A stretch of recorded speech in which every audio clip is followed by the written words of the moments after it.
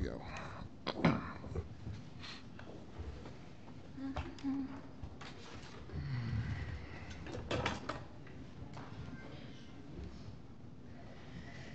Okay.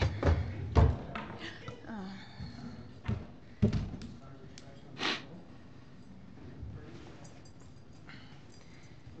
gonna text Michelle really quick.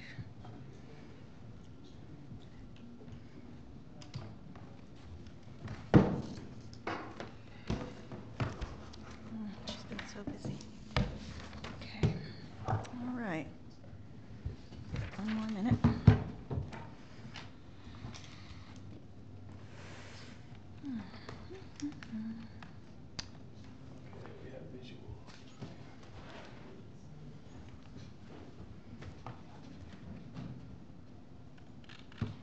All right.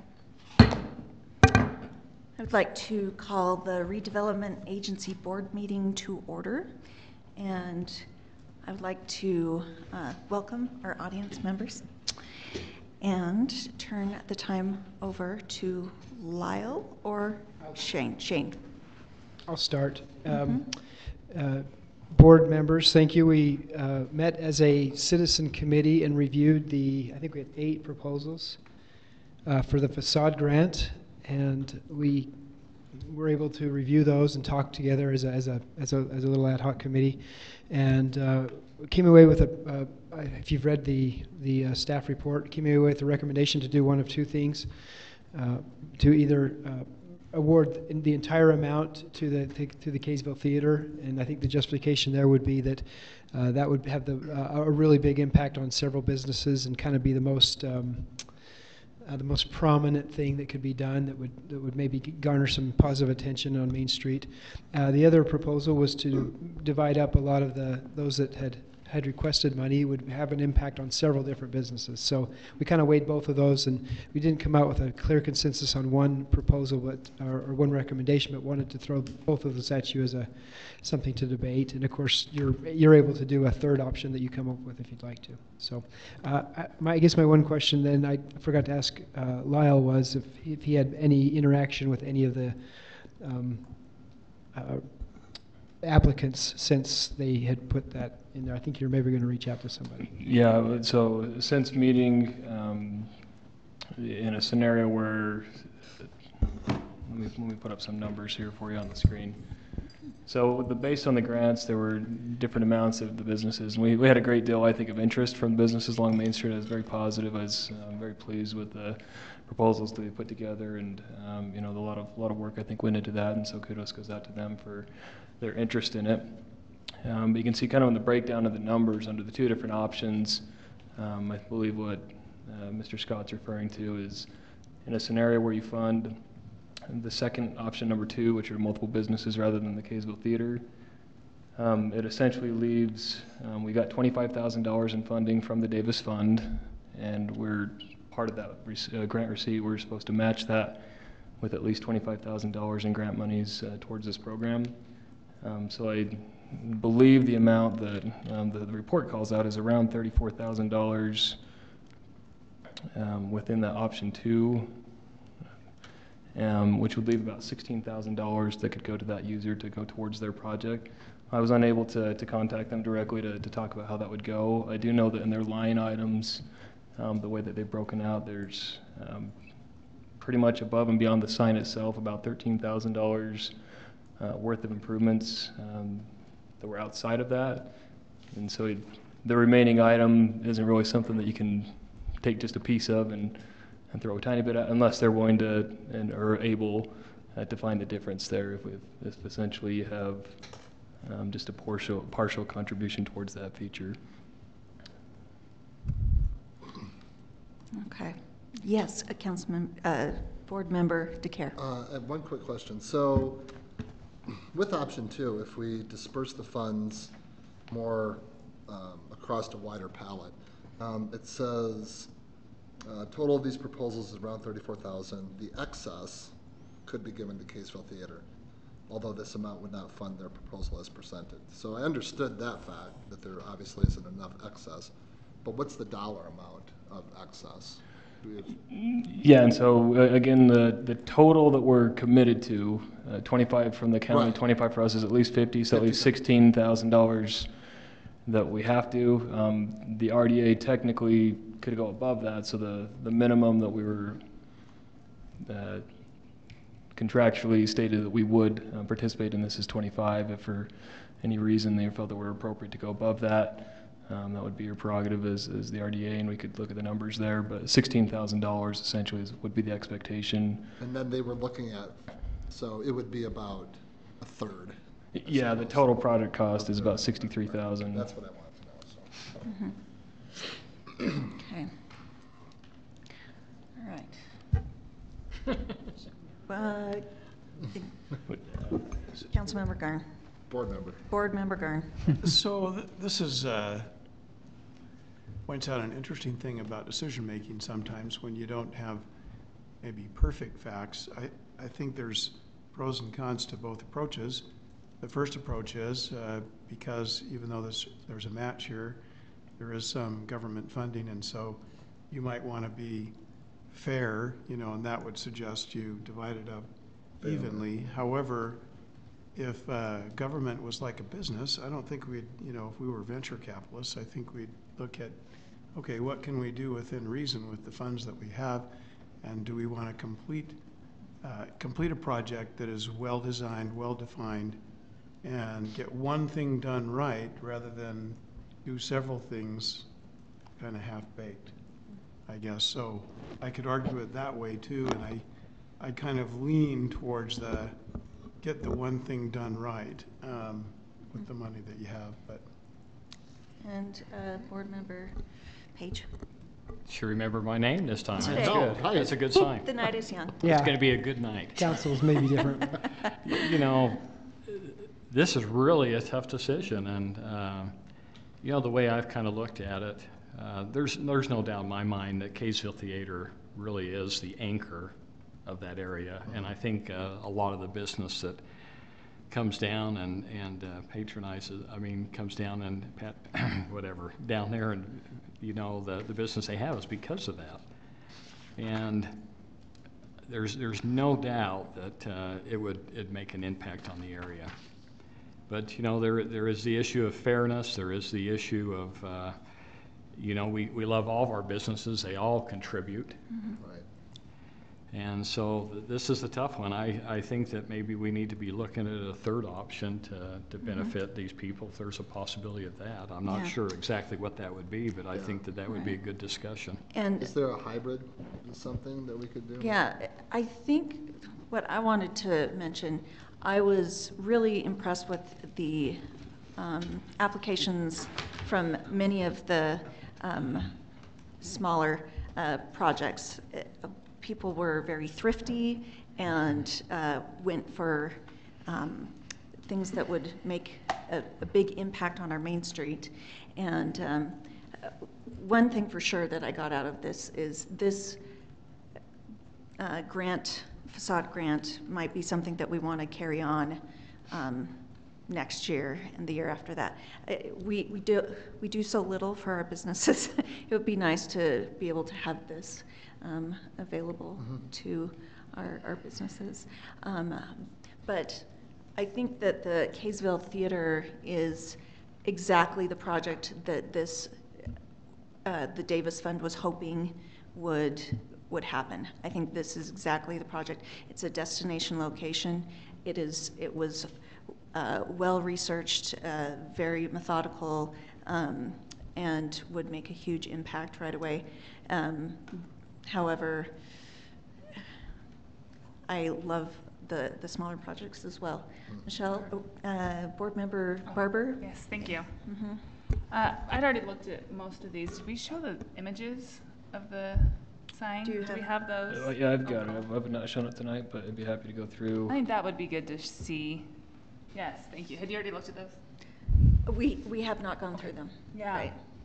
I feel similarly. I think especially where it's our first year, to have one really big statement. The signature. Yeah, a signature thing, and then a commitment to really keep rewarding and incentivizing our businesses, smaller ones.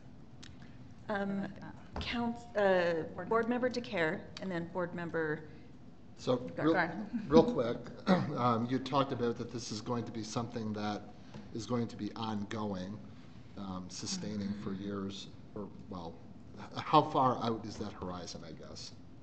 Are there committed funds for this for at least? No. We don't No, know. Yeah. and We just apply also- every year. Oh, sorry. Yes.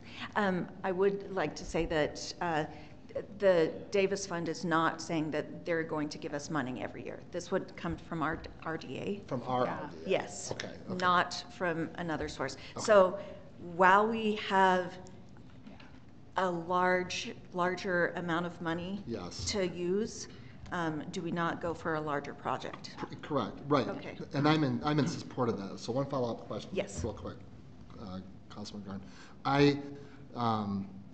Is this, so I'm assuming that this is something that we as Kaysville City have earmarked and put into our budget for the next several years? Well, Just- Well, at least for the next year, sorry, right. for the upcoming year. Okay. And we can't commit future councils, No, I know that. Right. is what I've heard. Right, okay. Sorry. So, Okay, All right. I get it. oh, sorry. Sorry. First, we're going to go to Board Member Garn and then Board Member Barber.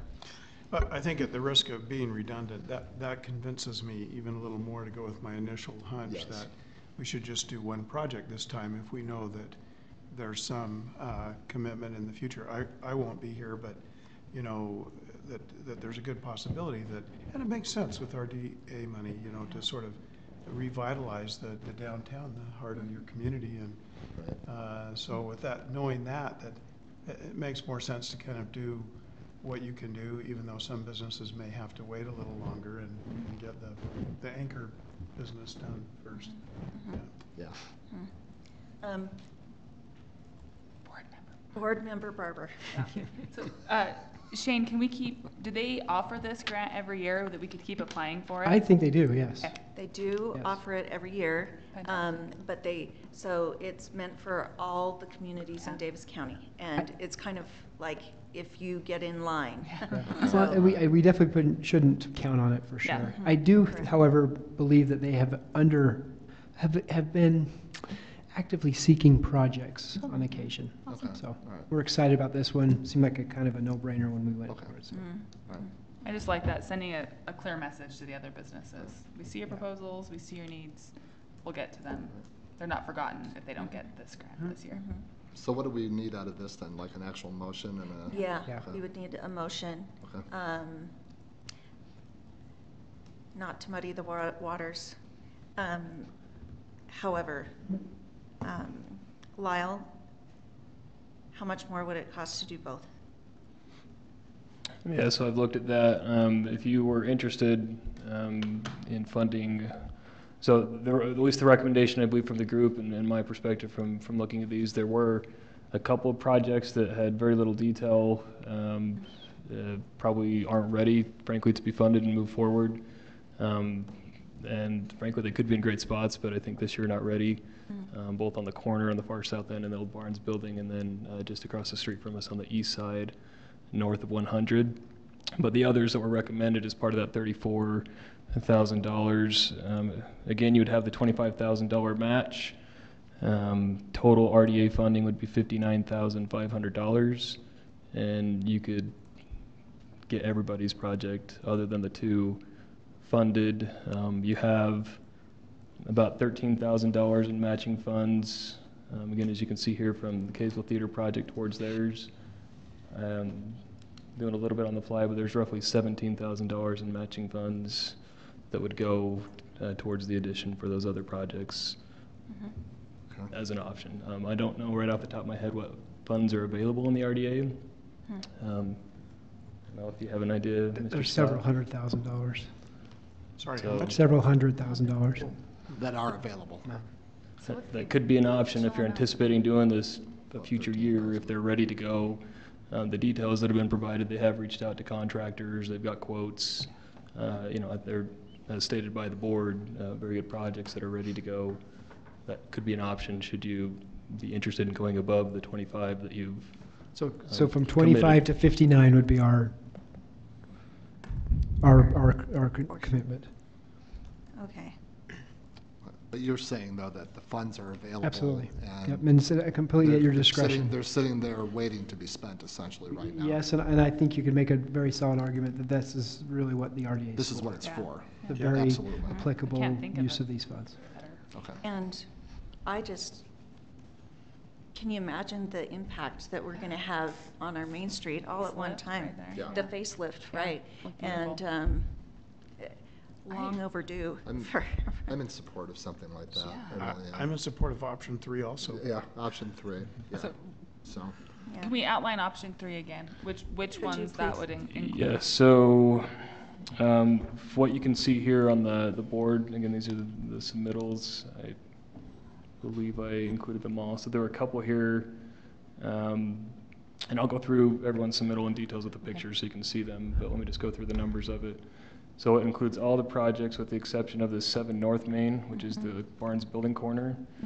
Again, it could be a showpiece in my opinion, but just I believe the details of the application is not quite ready to throw funding towards it.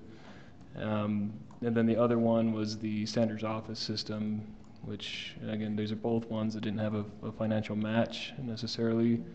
And the details, at least the description that were provided, is essentially refreshing more of the same, just new. But the other ones, I'll go through the imagery.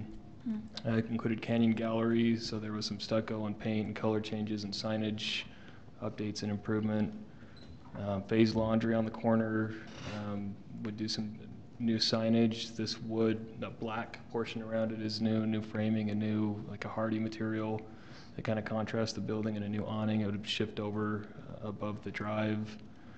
We had the theater, which we discussed, which beyond the signage, they're also doing some improvements to the, I call it tile above it, the tan portion of the building would be swapped out. We had the Wasatch Eye, the optical building on the east side of the street. Would do some lighting and awning improvements onto the building. That shows some of the lighting where it would be located.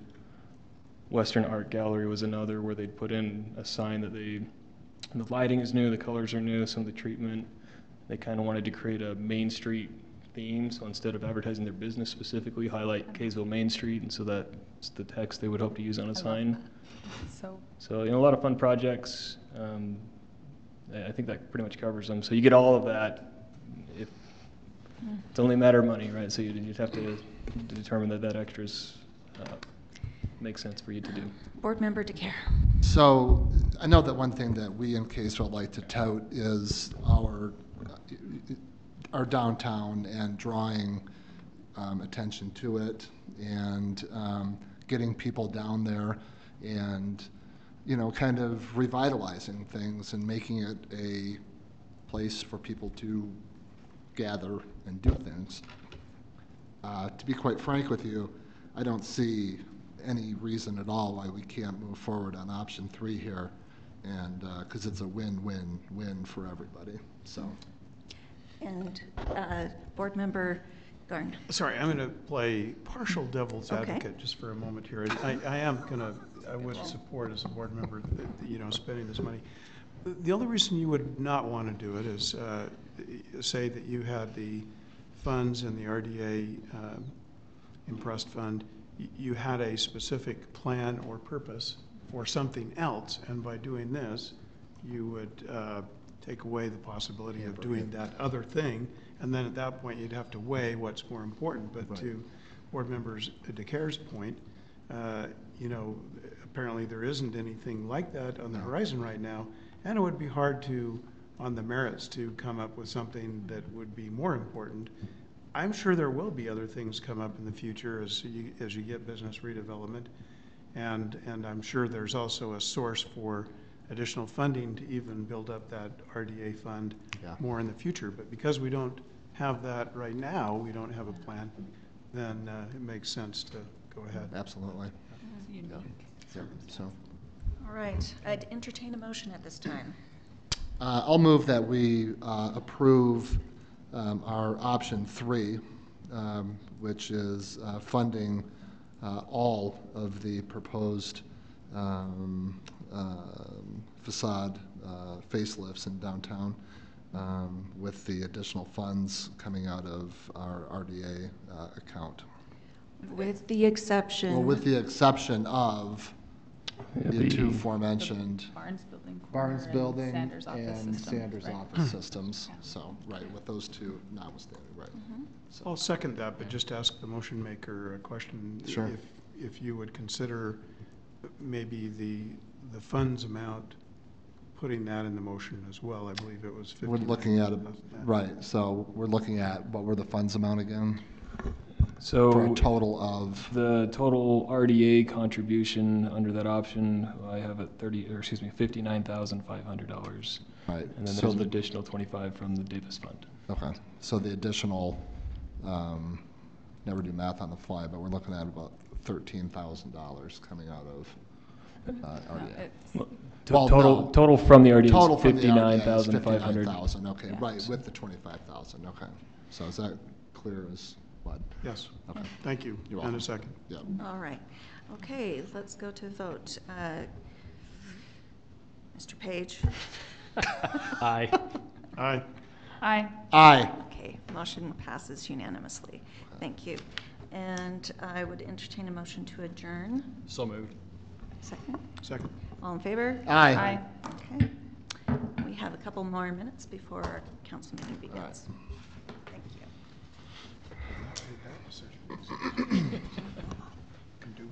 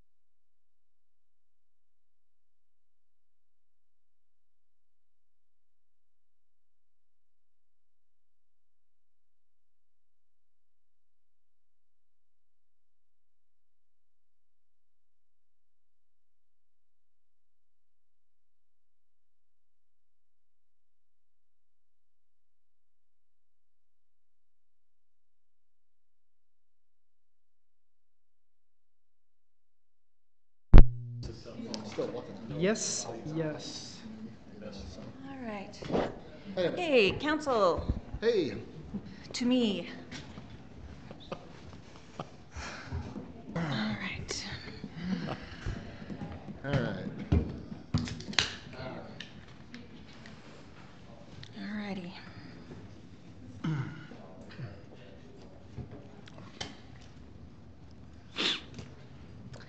All right. I'd like to call the July 2nd, 2019 City Council meeting to order. And our opening is being provided by Councilmember Barber.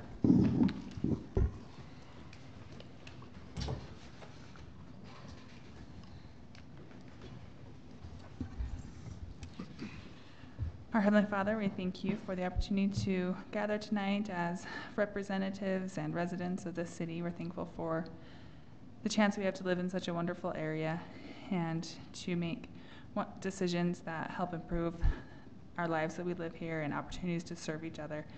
Pray for a good week as we celebrate the independence of this country and all that we have to be grateful for. We say these things in the name of Jesus Christ. Amen. Amen. Please stand for the pledge. I pledge allegiance to the flag of the United States of America and to the republic for which it stands, one nation, under God, indivisible, with liberty and justice for all. Thank you.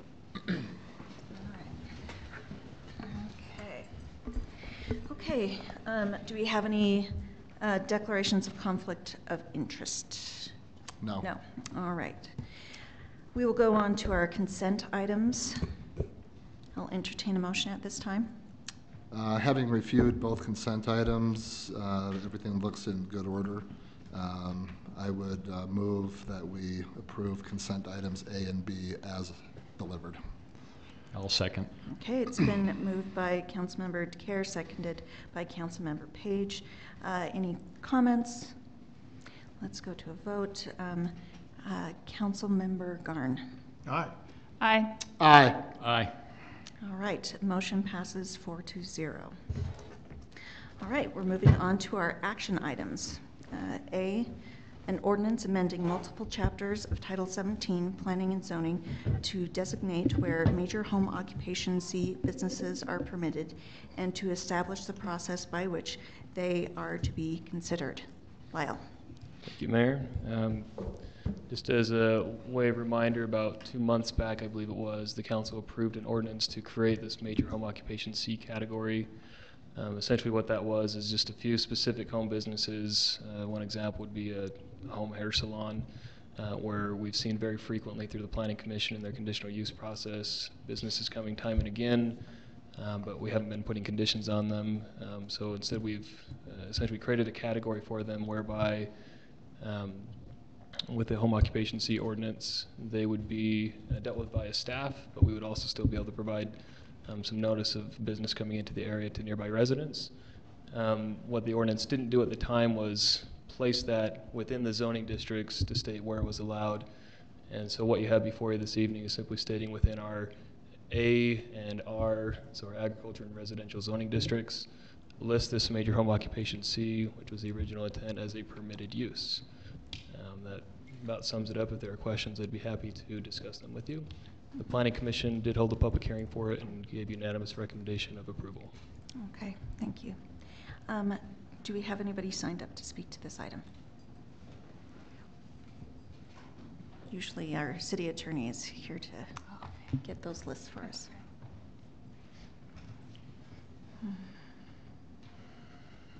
Okay, we do not have anybody signed up to speak to this. So we will go to questions from council. Any questions from council this time? Councilmember DeCare. One quick one. So the way that we talked about this a couple months ago, it's just being delivered as the way it was spelled out a few meetings ago, correct? Correct, yeah. It doesn't create any changes to it. It's just finishing up, polishing up what was done. So we created it, now we just needed to find a home for it to exist in.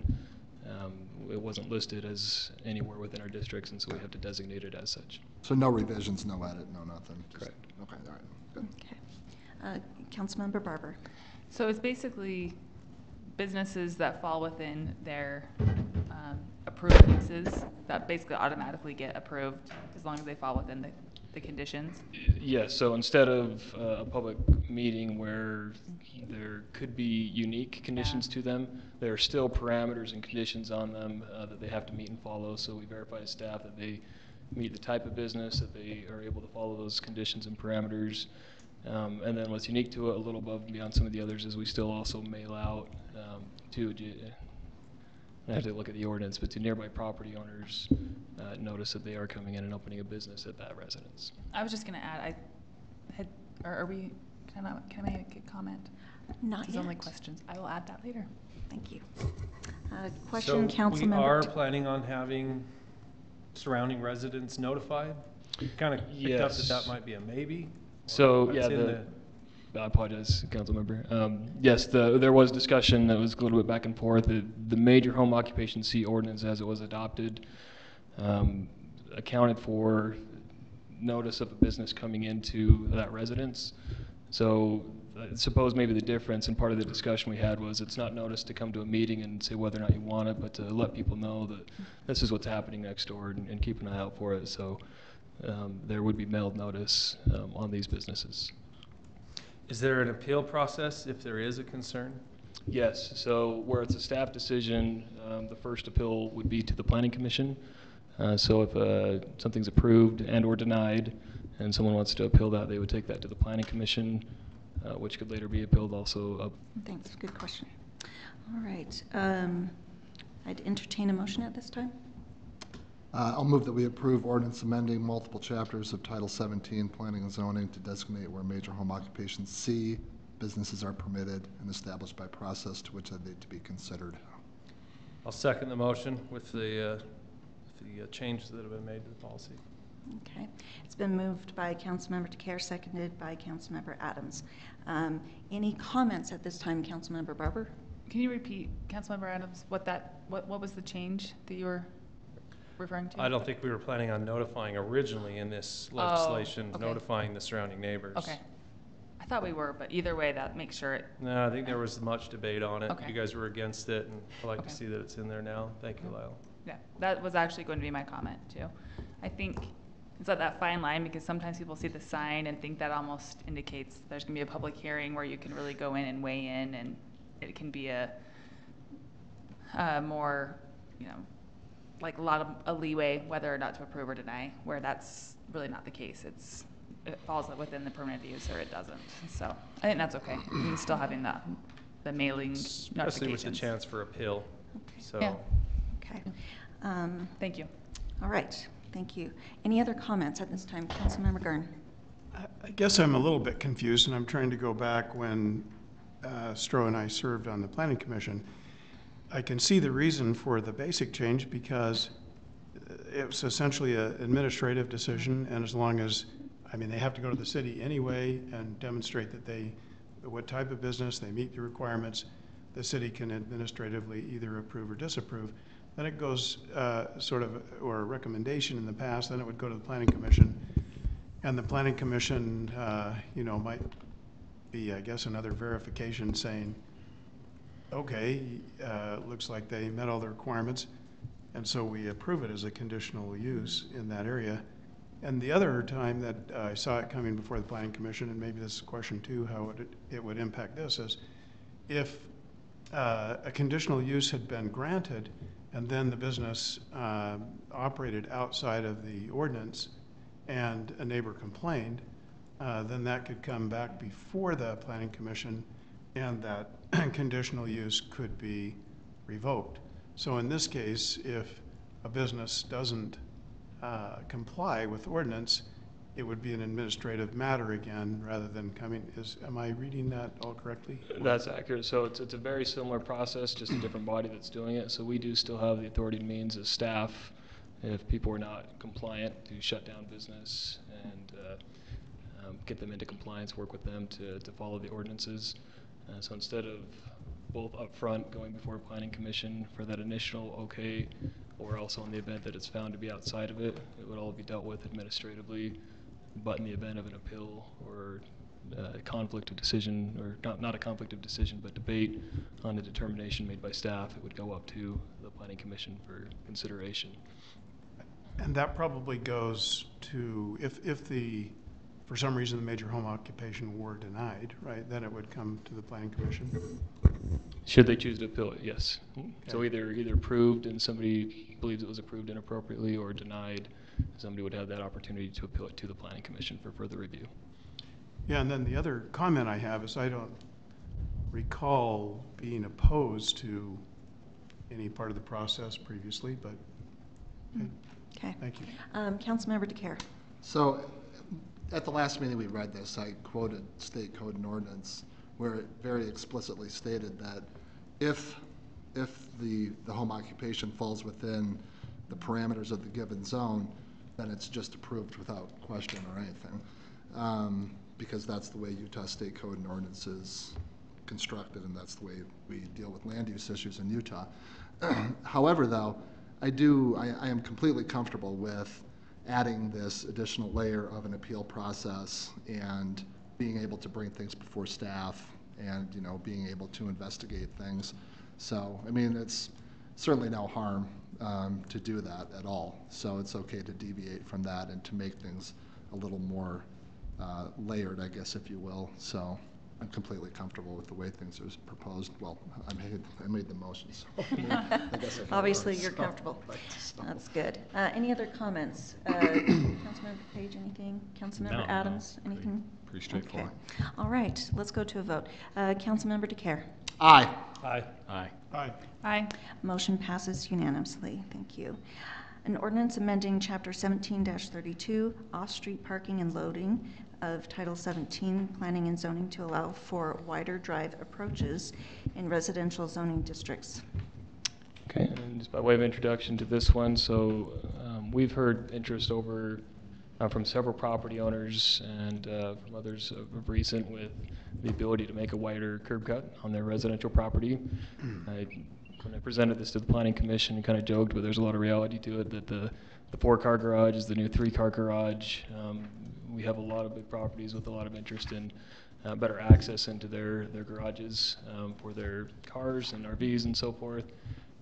So as we reviewed this as staff, currently we have a 30-foot limitation per curb cut on the books, and we felt appropriate both from a stormwater perspective, a safety perspective, getting our utilities and having space for those as well in the front of a lot, that this change would not cause any problems from a technical basis from us, our perspective from staff, and so we recommended approval of the commission on that basis, and the Planning Commission, based on their review after holding a public hearing, likewise gave a positive recommendation under a unanimous vote. Okay, thank you. Did anybody sign up to speak on this item? All right, we'll go to questions from council. Any questions on this? All right. If not, I'd entertain a motion at this time. I'll make a motion that we approve the ordinance amending Chapter 17-32, off-street parking and loading of Title 17, Planning and Zoning to allow for wider drive approaches in residential zoning districts. Second. Okay, it's been moved by Councilmember Barber and seconded by Councilmember DeCare. Any comments at this time? I have one. Councilmember Barber. I just wanted to add on this. This was something I started hearing, I'm sure other people have a lot of concerns about, and brought it up to staff who are already working on it, which I thought was fantastic. Mostly because of, well, two things. Like you said, the different types of houses we're seeing and approaches, but also due to a lot of the layouts in West Kaysville, we've had to change the way these are approached. So I think this will be a good improvement for a lot of residents. I guess one question I had that I should have asked in question times is, I couldn't see in there where the spacing has to remain the same between the resident with the bigger driveway and the driveway of the neighbor, right? Yeah, currently we propose to keep that the same, and there were some concerns from our utilities, Public Works and Power, on making sure there are room for meters and boxes and the like. So we have a 12-foot separation requirement between approaches, and so that remains on the books. It just simply allows for a wider cut. So I'm thinking of some of the residents who built and put in their driveways before this change came. Do we have a process for them if they wanted to go in and recut their curbs, recut their driveway? Do they have to reapply? How do they do that? Yeah, so a curb cut, we do issue a curb cut permit. Sometimes they happen outside of that, but it's a free permit essentially for the public, but we do just want to monitor it to make sure that they're doing things appropriately. So they work through our public works office, apply for a permit. So yeah, somebody could go in there at any time and apply to do so and do a curb. And that would just be to extend their current driveway. They couldn't add an additional entrance. It would just be to extend the one. Yeah, certainly they'd be able to extend it, and there is the ability to have multiple drives. So you'll see semicircles or other corner lots that have multiple approaches. Again, there's a separation requirement between those, but they'd be welcome to do that if their lot has enough frontage to do so, and we would consider both of those. Excellent. Thank you. Okay. I really appreciate that. Any other comments? This will make a lot of Councilmember people, Adams. this will make a lot of people's driveways legal now. Yeah, probably. Huzzah. All right. Let's go to a vote. Councilmember Adams. Aye. Aye. Aye. Aye. Aye. Motion passes unanimously. Okay, fiber optic project professional services authorization. Shane. Thanks, Mayor. At the last meeting, Mr. Lortz made a great presentation about the last few months and some of the business of the technical advisory committee that was set up to address fiber optics in the city. They made a recommendation at that time and during that work session to move this item to action, which we're seeing tonight. The recommendation is to, if approved, would authorize staff to enter into some professional services contracts with several different consulting firms in an effort to move this project forward, to advocate for it, to make sure that we do so in a legal and correct manner. It's a very technical discipline, of course, and requires some legal assistance and we're hoping to get some public relations assistance as well as some project management assistance. So we're asking for a not to exceed ceiling of $200,000. It is anticipated that if this project goes forward, we would return these funds from bond proceeds. So that's where we are tonight. Thank you. Do we have anybody signed up to speak to this? Okay, thank you. All right, John Adams, please. Just two quick questions. I wondered, and as I understand it, the action item is to hire maybe a company to do some PR. And I just wondered if there's a oversight on the company maintaining an unbiased approach. So, you know, I mean, delivering information, who's going to have the oversight on that? That'd be my first question. Because I really am excited to see the information brought forth, but I want to make sure that it's an unbiased approach. And then secondly, who would pay for the 200 if the bond doesn't pass? So there's those two questions. Thank you. Thank you. Appreciate that. All right. So questions from council. Questions from council at this time. Councilmember DeCare? So I guess to John's point, if the bond does fail. Questions? Yeah. Oh, that's what I was saying. Yeah. Where's that $200,000 coming from? It's being paid for from the general fund and would be absorbed in the general fund, most likely from fund balance if that doesn't continue. Okay. In other words, the taxpayers. Councilmember Adams. Would Are you you like done? to speak? Only if Stroh's done. Oh, yeah, I'm done. Yeah. All right. Yeah, I've got some questions. Why do we need to budget $200,000 of taxpayer money, which is semi-at-risk money, if this is heading for a ballot? I've heard almost from every council member up here and the mayor. I don't think anybody's in defiance of this going to a ballot. So why are we spending money if it's going to be a decision made by the people? Why do we need to hire a PR firm to do more work for us? I think what the question is kind of a one that doesn't have a definitive answer. It probably depends on who you ask. The technical advisory committee met and they feel like the next step in this process is to get a couple of consultants on board that would help the city move this project forward from a PR perspective, that we're ready for a project management team to help, and as well as some legal counsel, also bond counsel if we have to bond for the project. So that was their feeling. Is that not what Design 9 was hired for, to study it out, and put data out into the community for 65 grand? Design 9 was more of a feasibility study to see if the project was feasible and in what way it should be brought forth. And they made a recommendation, of course, to do the utility model, and that's kind of the direction we've been heading, and what would be probably decided at the ballot if that's the way the council goes. So all this money we're spending on PR, I had similar questions to the gentleman that spoke. Is that message going to be essentially a biased, I mean, if we're going to spend the money on it and we want the fiber project to happen, or a lot of people in this room do, how are we going to control it? How are we going to keep that message unbiased? So I really don't, I have confliction with spending money on PR, tax money. Yeah, well, definitely if we hire the PR firm, we will advocate for the message of the city council, which is to do the fiber project as much as we can under the law. As soon as we decide that this becomes a ballot initiative, we do need to step back, especially as city staff, and we can't advocate for that anymore. We can't use staff resources or city equipment to do something like that. I think there's a lot of things that you as a council can still do with your opinions and your First Amendment rights to advocate for that. But that's why we also need legal assistance to make sure that we do this in an appropriate and legal manner. So if there is some oversight, it should come from that legal perspective. Yeah, so I understand that. I get that it's not necessarily legal after this is officially put on the ballot. So my question, I guess, would be, when do we anticipate voting this to be put on the ballot? We have to do it within 65 days of the election, which is, I think, the very, very end of August. So, but we haven't. Either we do that at the second meeting in August, or we have a special meeting at the within 65 days of that general election. But between now and then, we're free to do as we choose with all the amount of PR work and tax dollar and influencing that we want. Correct. Would it be, I feel that since I have been on the technical advisory committee, and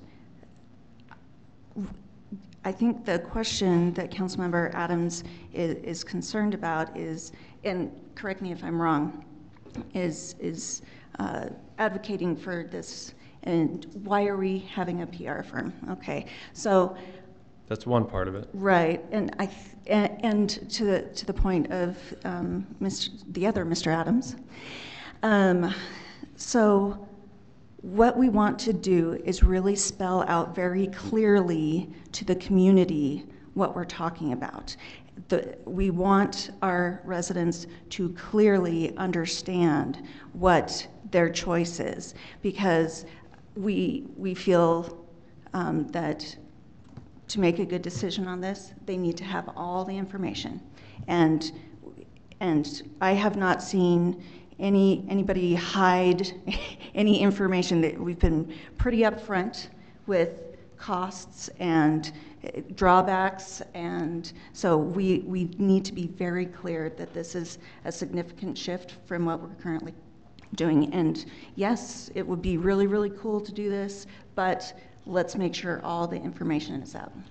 Sure. The other part of it is, well, maybe this should be spared for the commentary section, and I'll ask maybe a couple other questions that you raise. With the fiber optic project, is there a planned contribution coming from Kaysville City, aside from this $200,000 on the table? No, there's not a planned contribution from the city. None at all? None. Have there been discussions? No. So I just wanted to clarify.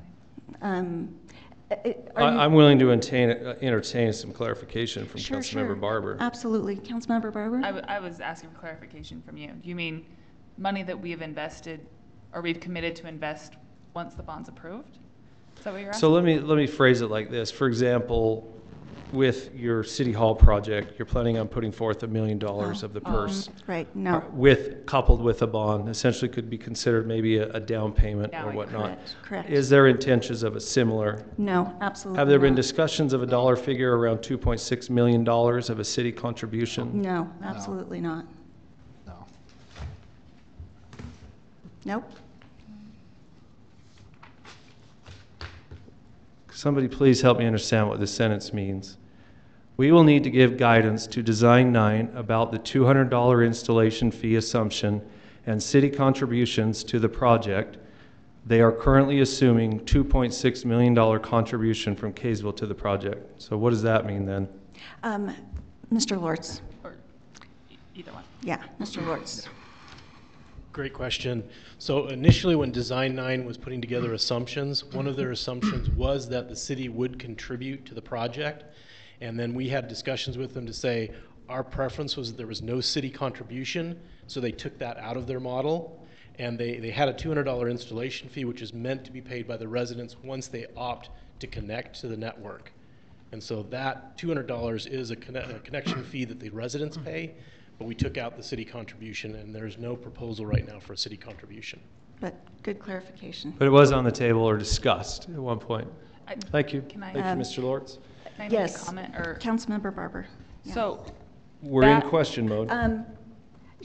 I am going to allow Councilmember Barber to answer your question because she was on the Technical Advisory Committee and she has information. I think Mr. Lortz So- answered it. okay. Okay. Fine. If he didn't, if you don't feel he did, then Okay. expound away. Yeah. Okay. I can in comment section. I believe he All did. right, It's so been discussed. back to questions. Any other questions? Councilmember Adams, any more questions? I don't know if you were finished. Yeah, there is one more, but it's slip of the mind. It'll be back. I'll just entertain it in comments. Okay, very good. All right, so I would entertain a motion at this time. I'll move to approve not to exceed $200,000 for the purpose of fiber-optic project professional services. I'll second. All right, it's been moved by Councilmember Garn, seconded by Councilmember Barber. Comments at this time, Councilmember Adams, Yeah, so thank you. The second question is, what, or comment? sure, but I think either are appropriate in this section. What kind of bonding are we looking at for the project? Shane, do you want to answer? General or obligation or revenue? I don't think that's been decided for sure, but it'd probably be one of those two, exactly. General obligation bond, if that's how the ballot measure, you all have the opportunity to decide how that ballot looks, if you just want to do a general obligation bond, or if it want to be just kind of a question, do we want fiber, don't you? And obviously it's more technical than that. If that was the case in the latter example, we would have to do a revenue bond. And I would like to add additional to that, since I've been in interviews and discussions, we need to make a decision. We need to retain an attorney to help us to decide the ballot language and whether or not that is going to be a general obligation bond or another. A revenue bond. A revenue bond, So right. people clearly understand a revenue bond doesn't require a citizenry vote. Correct. But what we would be, there will be something on the ballot. It will either be a general obligation bond that would pay for this, or we'll have a question to ask, would you like the city to go forward in this manner? So obviously we've got to work with an attorney to make sure that we do it right. So that's still up in the air. Mayor? Yes, Councilmember Garn. Yeah, just one comment. Let me just be clear. Let's discuss politics for a minute. And one reason why, yes, it could be that, at least speaking for myself as a representative, one of 5 that can vote, that represents the people and was elected, that I have studied the issue and that I do favor fiber for a variety of reasons. This is undoubtedly the least risk, least expensive to the consumer. So unless you have an ideological opposition to community involvement in any project, this will cost the residents of Kaysville less for higher quality than any other option. So yes, while we can, within state law, advocate for it, even if it is PR, I'm entirely in favor of it, which is why I will vote aye. Because the political reality is, once we go dark and once it's on the ballot, there will only be one side to the argument, primarily, unless another citizens group would come up against kind of overwhelming odds and money spent against it, as has been done in other communities by the interests who wish to preserve their, and they have every right to do this, and I'm pro-business, but they can come in and support, spend money, send out flyers almost unlimited with one side to the argument. And I would argue that this is also part of American politics that we see many times, that sometimes when you have a one-sided argument without being able to correct any of the facts, you get a lot of demagoguery, obfuscation, and duplicity. You know, where scare tactics are used. If you vote for this, your streets, your water, everything will be taken away or won't be able to be funded because this other project comes in. And I'm not going to spend the time tonight to, you know, refute that. I think that's a highly unlikely argument, since it's based on a utility fee that could be increased if necessary. But the other thing to consider is these are fixed costs. They never change. So no matter what happens to the economy, that $17 fee will cover the cost of the bond obligation. It's designed that way. The bond doesn't change. The interest rate doesn't change. It's fixed. The payments don't change. So it is a very low risk option to take. But that message will not get out there once this goes on the ballot. So now is the time to have people see the other side. And I'm totally in favor of whatever people decide in this regard, at least for this model, because the other thing I believe is at some point you cannot stop fiber optics, which will be the future no matter what, any more than you could stop cars from overtaking the horse and buggy. And there was many people arguing against cars at that time, and arguing against telecom, and arguing against a lot of technologies. And it's never successful, because when you can become more efficient, reduce cost, improve quality, you can't stand in the way of that for long. And so we might as well do it now. The timing is perfect. Other cities have done it. We know what's worked best, what doesn't work quite as well. And so yes, now's the time to put that argument out there. And in the long run, this would be a small drop in the bucket compared to, if you look at electrical fund over the years by a community, not a government, not a big federal government or the UN, but our community, our people founding an electric company in 1907 that has saved the residents of this city tens of millions of dollars over that time period, and has been run at less cost than the private rate-regulated alternative. And so yes, I'd like to make this case, and I hope people can see the facts and they will choose right. But if they don't, then at some point, a more expensive option, but still much better than what we have today, will be used. Okay, thank you. So and how let's the- remember that we're going to have a more fulsome discussion under work items. So let's Sure, but focus you've on allowed this. clarifying questions to my comments. Councilmember Adams. How do we, when there's change orders and costs are driven up, how does it all stay the same, Councilmember Garn? How's that fixed? If the project, let's say, runs over, I don't know, let's use $5 million over budget, how does that cost not get passed on? Can we move that discussion to Absolutely. under work item? Okay, Sure. let's take care of this first. So we've moved and seconded. We've had questions and comments, and let's vote. And Councilmember DeCare. Aye. Nay. Aye. Aye. Aye. Motion passes 4-1. Thank you. All right, now let's go to our fiber optic discussion generally. Okay. Thank you. All right. Now, last council meeting, it was getting late, and we didn't have the time to really have a good discussion on this. So now's the time to have a more robust discussion. Councilmember Adams, you are representing the dissent, which we appreciate. I think when we have good discussion, we end up with a better project. So we appreciate what you do here on council. Do you want to start off with some more questions about the project generally? No, go ahead. Okay. I'll enter in it soon enough. All right.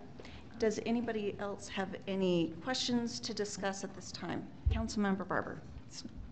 Not really a question, but a topic of the opt-out model within the utility. Yes, Can we please. just break this open?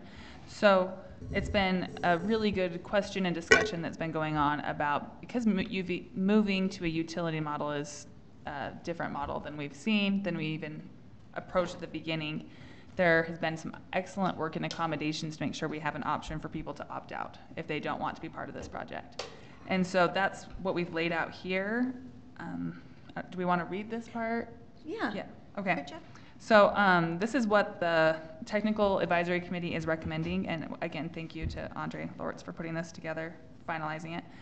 Fiber to the home premises project, additional recommendations for the City Council to reconsider. Opt-out, a fiber utility, residents, schools, churches, or businesses desiring to elect to be excluded from the fiber utility would need to submit an application to Kaysville City. Form would have the applicant acknowledge that they are electing not to be included in the new Kaysville fiber utility. Inform the applicant that they would be required to disclose their opt-out election upon sale of the home, business, or church. Opt-out applicants would be limited to 1,700 received on a first-come, first-served basis. The opt-out form must be submitted within 12 months of fiber availability within the applicant's section of the city. City will only refund up to 2 months of utility fees charged prior to the application being submitted. Form will outline the manner and cost of re-entry to the fiber utility. Form will not require any fee upon submission. So basically, the first point I wanted to add to that is one of the benefits of owning this infrastructure ourselves is we have the ability to set parameters like this. And these may not even be exactly what we end up with. This is the committee's recommendation, but that's the benefit, is that we can dictate this. We don't have somebody else in the middle that's doing that. That's the first thing I wanted to add. And second, that this model that we're proposing, the intent is that residents, businesses, churches, whomever they may be, would look at this and see such a benefit to the value of their home, this service that they can provide, that they would be motivated to participate in this utility, which is the obvious motivation for doing this. So.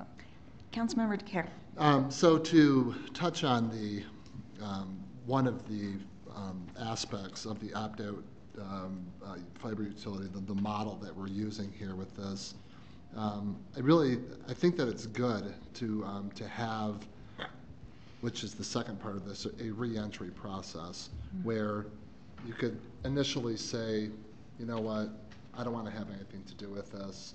I'm going to go through the steps here and opt out of this utility and not have anything to do with it. But after a year or so or whatever, you know, you talk to enough residents or you pay enough through Comcast and you kind of, you know, get tired of it and you talk to your neighbors and whatever. And there is a re-entry process as spelled out here with those 3 bullet points. So I think that that's a very important mechanism to have in this. One other thing that I may add too is the third issue of us, the City Council, considering not providing an option to opt out is certainly not a way to go. So I really think that that opt-out mechanism and that vehicle, I mean, 1,700 or 1,700 residents out of 8,500 or so. I mean, that's quite substantial. You know, it's 20%. That's, you know, 1 out of 5. That's, you know, that's pretty substantial. So, but I feel comfortable with the way that we've done this and how we've gone about doing this. Of course, being on the Technical Advisory Committee and seeing this firsthand and dealing with this, this whole you know, process has been very enlightening, because to be quite frank with you, my mindset a year ago was completely and utterly different than it is now. So because of being more educated to the whole thing and seeing the way the whole thing works. So, Okay. anyway. Councilmember Berger, yeah, yeah. I'm done. Just one really quick thing to that is that this opt-out percentage has been factored into the current financial model. Right. So with every one of those being taken up, our model is still sufficient. We still have the same utility fee. We're still paying off the bond on time or early. Even, I mean, when you look at the breakdown, we could even be a little bit more generous, but I'm assuming, and Andre can correct me, if we have a lower percentage of opt-out, we can pay off this bond earlier. We can use the revenue to, get more money into the hands of residents. So we're still, even with all of this opt-out, we are still at the same projections that we have. So I think it's a very good buffer. And I want to say that if we can, to put this online so people can have a look at this. Right. And I know this is probably the first time some of the council members have seen this, so please feel free to ask questions. So, Councilmember Garn. Yeah, just two quick comments, because I've already commented on this, but one is the survey. I mean, I'm assuming that's a large percentage by any measure, 20%. However, I should point out, it's probably not a statistically valid study like a polling outfit would do, because what they do is... survey that got mailed? Yeah. Okay. Because I think people... I mean, it's possible you have some bias in that, like people who would respond favorably, the 85% of those who responded that want fiber, maybe they were more motivated to respond. So normally in a survey you would you would have randomly selected survey. But I guess even with that, when you have such a large percentage, that overcomes that a little bit. That certainly shows very strong support, if nothing else, for more fiber choice and also, possibility of lower cost, better services for business and that. So I wanted to make that point. Also, I wanted to say that Councilmember Adams' question is actually an excellent one, and that's something that should be considered. It's true that the bond is fixed and that the rate is fixed. So once you know what that bond amount will be, you can pretty easily, plan out, amortize the amount that has to be paid by each person paying the fee in the utility enterprise fund. So that becomes pretty easy at that point. But what we don't know at this point is a good... Real cost. Real cost. But I guess the point would be, and this might be partially a question, but I would believe that that would go out to bid. Correct. Then you get a fixed commitment. Now you know a real cost, so because they've agreed to do the fiber for X amount, then you base your bond on that amount. Now it's all fixed. That's true. So Until the change orders come in. No, because it'll be... A 5-year project, you think a contractor can nail that down to the penny? It's not going to happen. Shane, do you want to speak to that? Well, we have a contract that would require them to do so. So unless we change our minds or change what we want to do, they have a contractual obligation to fulfill what they've obligated to do. well, I've seen most of the public works projects we've done with significant change orders, and they've got plans, profiles, all kinds of stuff. Do you really not think there'll be a change order on a 5-year complete infrastructure? I don't unless we choose to change the project. The change orders that we've I'm just going to seen in the rest my past case. is Enough. This is nonsense. There will be change orders. It's enough. We don't need to belabor it. Thank you. Councilmember Garn. yeah, just one more comment on that. I think the change orders, number one, have to be approved, but also, and I don't know that I'm just throwing this out there for sake of conversation, but I would imagine that the contractors that do this, number one, have some sense for their specialty and what they do. And number two, I think there would be some sort of unit cost component.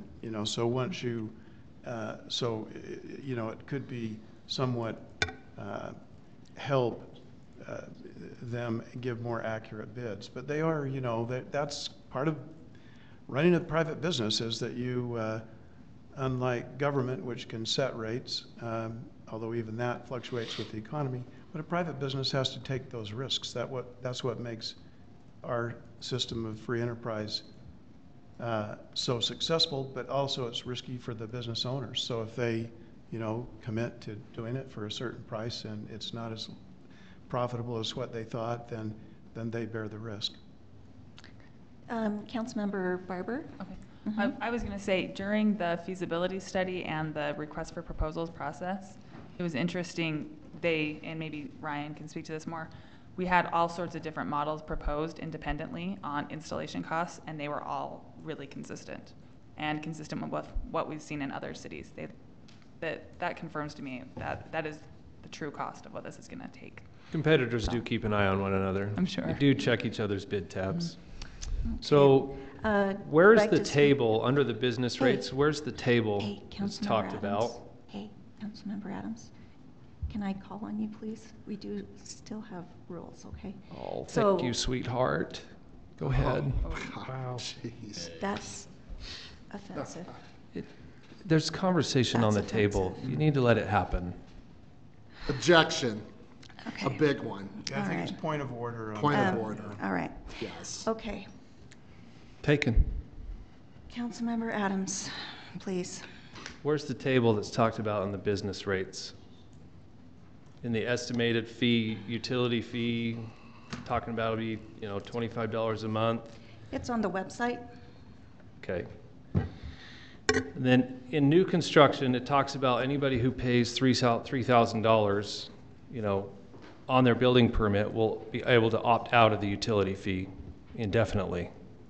But then up here in the reentry side of things, it talks about, people will have a $3,000 cap if they reenter into the project, and then they would then be subject to the utility fee from that point. So if somebody had accrued $3,000 in back payments, so to speak, right?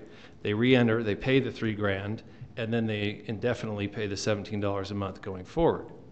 But down here in the building, new construction, it's $3,000 that you pay with the building permit, and you never pay a utility fee once. I'm just a little bit, especially in new construction that will have conduits in place, they've got less infrastructure to be placing. Andre, please.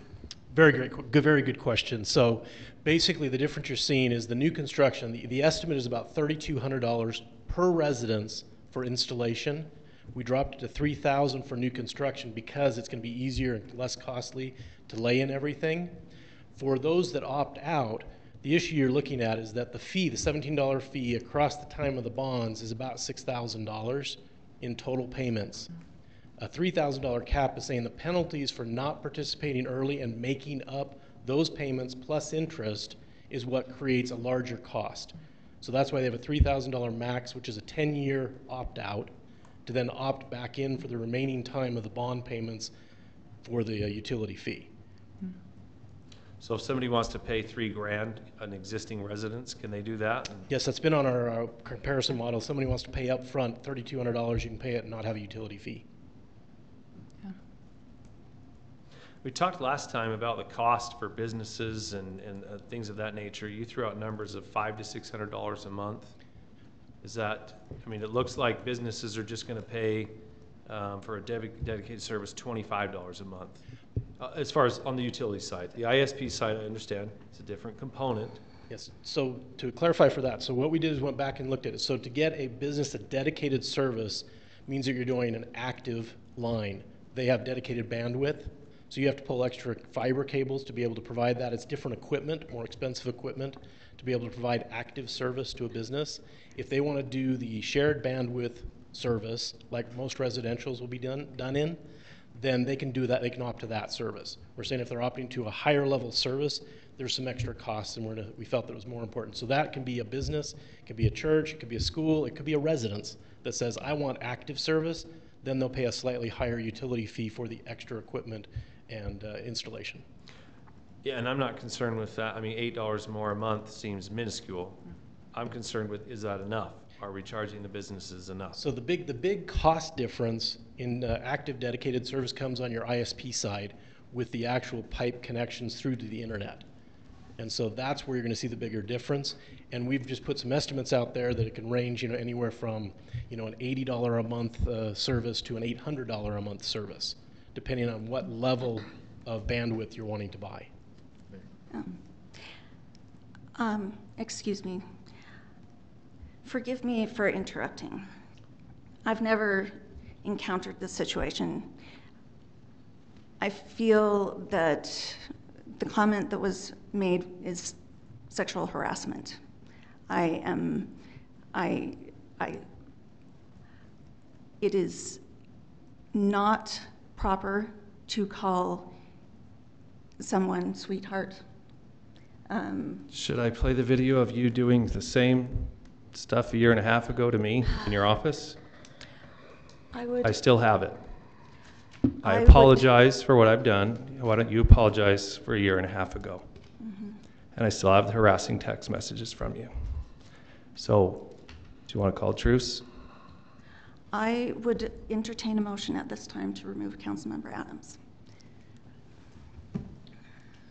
I would make a motion to remove Councilmember Adams, and I would just add one brief comment.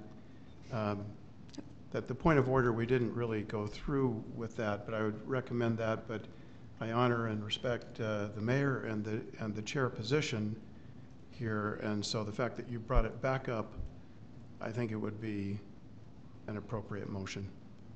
It would need a second. I'll second.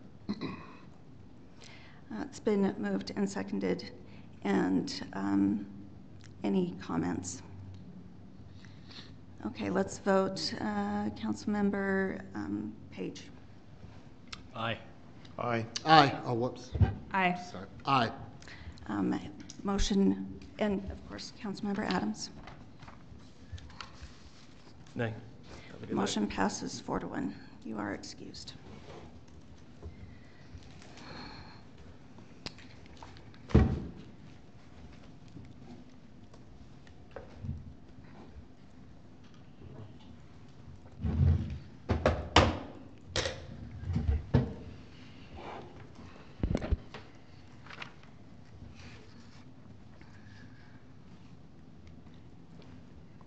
Thank you, Council. All right. Councilmember So Deere. can I speak to, Councilman Adams left, but to just for clarification purposes of the whole business level ISP as composed or as concerned to a consumer grade ISP, residential ISP. And those differences, I mean, the verbiage is essentially called carrier grade service, which is business enterprise service, which you said is dedicated regardless. There's no fluctuation, there's no nothing. And then you have residential or consumer, commodity-based internet, which can be susceptible to speed fluctuations and things like that. So that's where the difference in cost comes.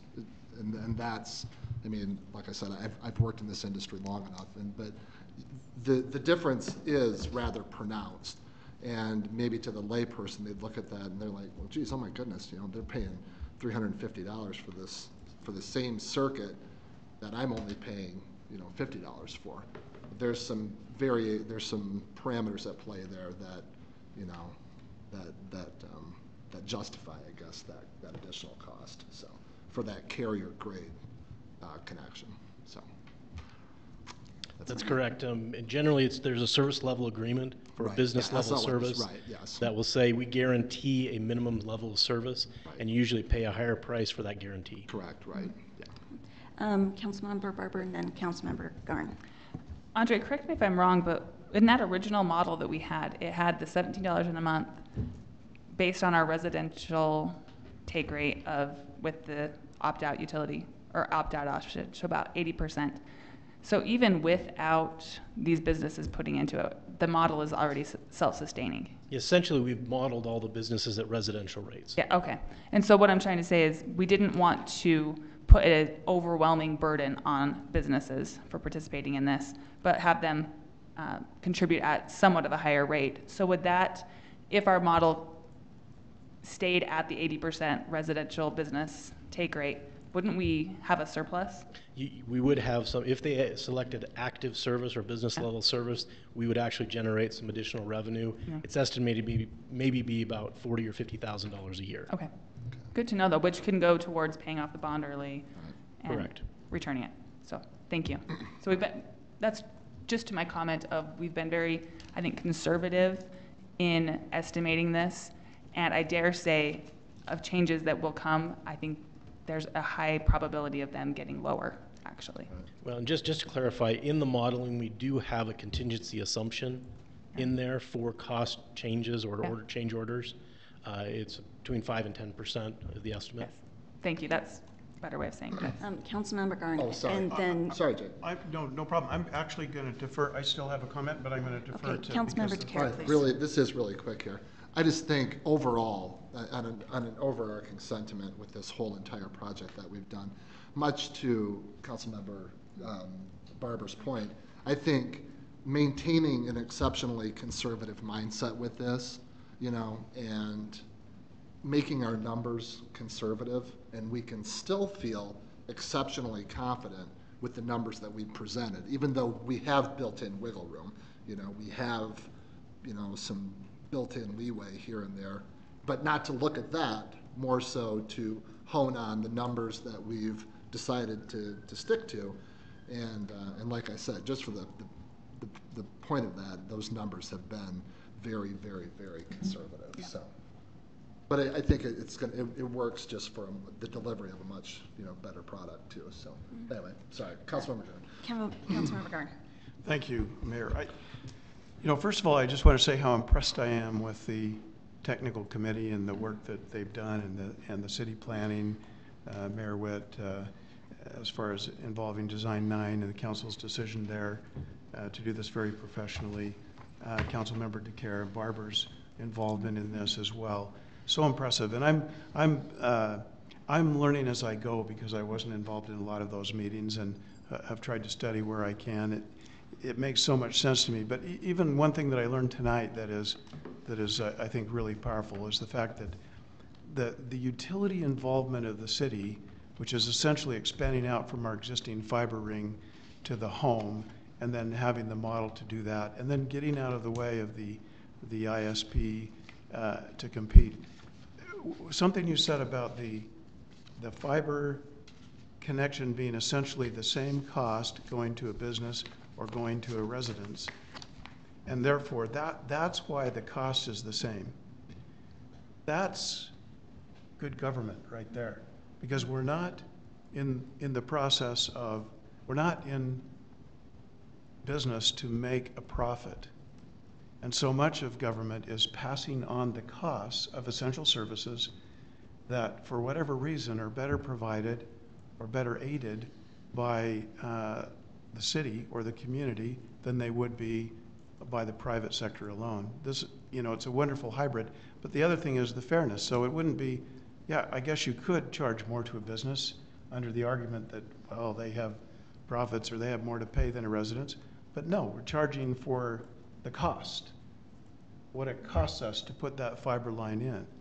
Now the business, and and I don't understand all this, but fiber optics have such incredible bandwidth for a strand compared to copper wire or anything else, or Wi-Fi or anything else, that you really don't need to probably put that much in. But the amount of data you use at some point is going to have an impact even on fiber optics. So that's where the additional charge would come in for a business that is a heavy user and uses a ton of bandwidth, multiple employees, and whatever they're doing, whatever their business requires. And now you're charging the ISP, the private sector is now charging for that additional usage. But the fiber cable, not a lot of difference in cost, so why charge them more? It was kind of a revelation to me. That's excellent. Okay. Okay. Yeah, just a comment. Councilmember Page. What's interesting, first of all, thank you for the comments tonight. And I'm like Jake, but he's way above me when it comes to this. And this has been a good process to be able to understand these kind of things. And the more I study into it, the more I know the direction we're going is right. It really is. And what's interesting, I had a chance to look at the history of Kaysville, how we ended up getting our electric company. And the reason was that because the private sector wasn't giving them the product that the citizens needed. And they actually went through 2 and almost 3 different private companies to try to get the electricity they needed. It never happened. And back then, it's a different world because they were small. And then they held a meeting, had all the residents of Kaysville show up, which could fill up a building. I mean, there wasn't that many. And they voted to go forward. And look at it, and within 5 years, this was, they were actually making $3,000 a year profit on top of that, and getting the rates less than what was out there, and consistent. So this is an incredible thing, and I'm sitting there thinking the courage it took these individuals to do this, and look what the great blessing it's been to Kaysville ever since. And I think that we're on the same path. So what you're saying is it's part of our heritage. Isn't that what you're Well, saying? mine, I don't know yours, but my relatives were there. Oh, go ahead, rub it in. Okay. All right. Okay, let's. So what are we looking at of this tonight then? We do not have to move anything. This is just to continue to discuss. We have all summer long to be talking about this, but I would like the council members who hadn't seen it previously to have a chance to digest it a little bit and continue to talk about it. So I think what we'd like to do is probably move it back to work for next council meeting, if that's okay. Sure. Okay. I had 2 Councilmember Barber, yes. So one, we'll get this on the website as well, so everybody can come look at it, because there's a few other details. And the second part is I wanted to address, I know there's always a question about what type of service we do have available in Kaysville right now, which is a really good question.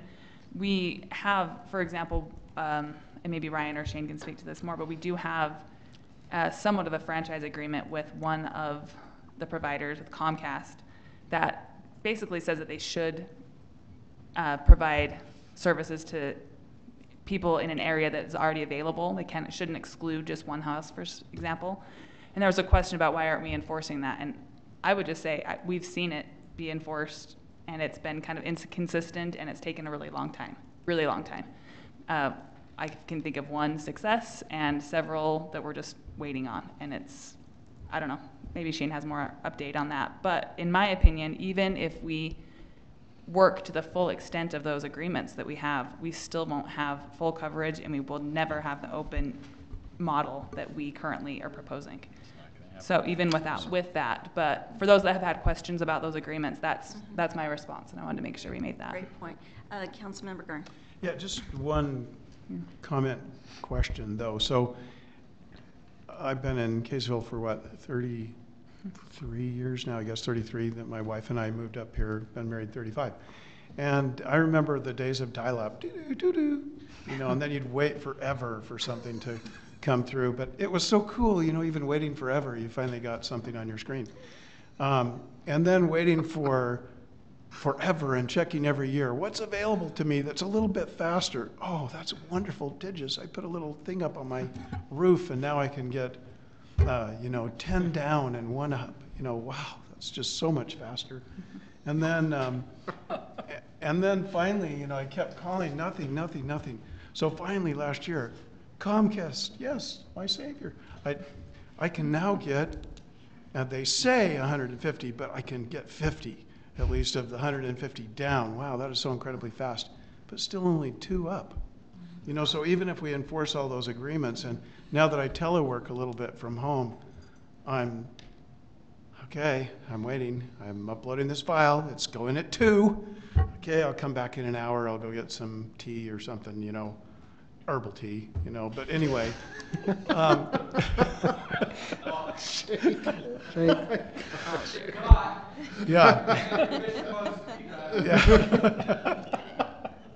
Anyway. But, having said that, even if all these are enforced, don't we still have non-symmetrical, non-fiber optic service? So. Good point. All right. Anything else? No. Okay, so I think Shane will have this go back on work, We'll do it. and we'll just, there's a lot going on behind the scenes, and want to keep everybody updated what's going on, and so we'll do that. Okay, so we will go to our call to the public. Just a moment. Well, obviously, I like to hear myself talk. No, it just kills me. I am so impressed with Andre. I don't know if you guys have noticed, but he's been able to step up and answer every single question like it's your full-time job. I mean, Oh, we've noticed. that is so impressive to me. And I just wanted to, you know, because I was nervous that Representative Garden thought that I was opposed to the, you know, I think that my biggest concern right now with the fiber is making sure we understand as citizens exactly what's going to happen. Because, you know, my comment that I made the other day to Michelle was, or Representative Barber, sorry, was that there was talk of it being $37 or $47, and it was almost like that was definitive. And I just wanted to know, well, who said that that's going to be how much they will charge us? Because we don't want to say, this is going to be your cost, and then, you know, we set it up, $17, and X Mission comes in and says, we're the only ones that are willing to do this, and we're going to charge you $70 or $80, you know what I mean? And so now we're paying the 17, and we're paying Comcast because it's less or something like that. So I think that's my biggest thing, is that the city doesn't represent something that doesn't end up being true. I think the city does have a little bit of a, you know, where they're not a company, they have a little bit of a fiduciary obligation to only hire a PR company to say stuff that's, for the most part, guaranteed. And that was sort of my comment earlier. Anyway, thanks so much. Thank you. Thanks. All right, thanks. Okay, Councilmember reports. Let's make this brief. There is a lot going on. I'm going to start with Councilmember DeCare. Well, These Mine's two. more fun. These but two. go ahead. well, Absolutely. I mean, power, I mean, not much really going on with power. We do have our first meeting that we're going to have next to the, I don't remember what, 13, no.